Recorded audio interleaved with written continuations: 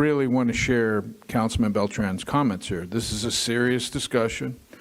We went through it for what seemed like an hour in the last or 2 meetings ago. So anybody can go back and watch that. It was a good meeting. And we ended up, my interpretation, understanding, we ended up with RFQ, not RFP. So maybe we got our wires crossed on that. But I think that the impetus there was clean fleet.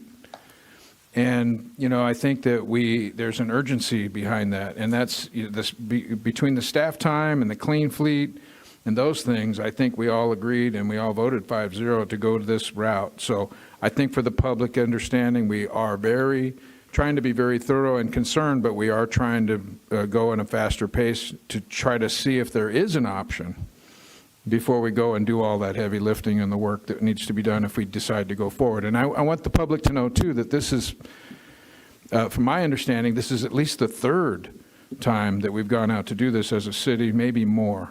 And so this is not new. It's something that the city has looked at several times. And so for the public's understanding, that goes back years. You know, and I've been coming to these meetings since, you know, the 80s. So it's just want to get it out there for the public record, Raymond. Thank you very much for bringing that up. The concern is there for all of us. I have one quick. City Manager, this is just for the public. This is just a preliminary. We're just still in the baby steps of this whole process, correct? Just for the public. We haven't made any decisions. We haven't made any promises. We haven't paid anybody, any consultants that, you know, we'll scratch your back if you scratch our back. This is just a basic, we're just finding things out to see if it's going to work for Porterville, correct? Correct. Okay, that's all. Thank you. And I just want to make this point. The clean fleet, for those that don't understand, the state of California is telling us that we got to do this with electric vehicles. And we had that discussion 2 meetings ago at length. And I want to make sure everybody understands that if we end up under that mandate, that's going to be a tall order. Because we know the federal funding is gone. The mayor was in D.C. talking to the federal government. There's no money for electric vehicles going to come for the federal government. And if the state goes forward with this, which I don't think they will end up going forward with it, but it's still a wild card. They do crazy stuff at the state.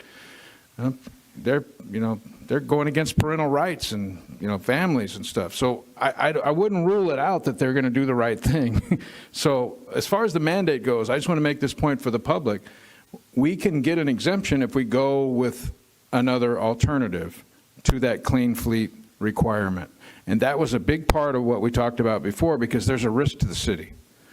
And we have to weigh those. And we also know that when we do this, that we would be making sure that everybody would be taken care of in this process, and that we'd be getting some benefits out of it too. So I really appreciate Councilman Beltran's concern and AJ, Councilman Rivas' concern, because the public needs to understand this clearly. This isn't willy-nilly, but we are going to get out there and see what the options are, and we'll see how this comes together as we have more meetings. Thank you, Vice Mayor. And like it was stated, this is a major decision. It's not made yet. We're just looking at it. And the extremists out of Sacramento are going to force this on municipalities. Where they're not going to is the private sector, because the private sector lobbies and pays for their campaigns, so they won't do it to them. Mark my words. Okay, with that, we have a first and a second. Let's call for the vote.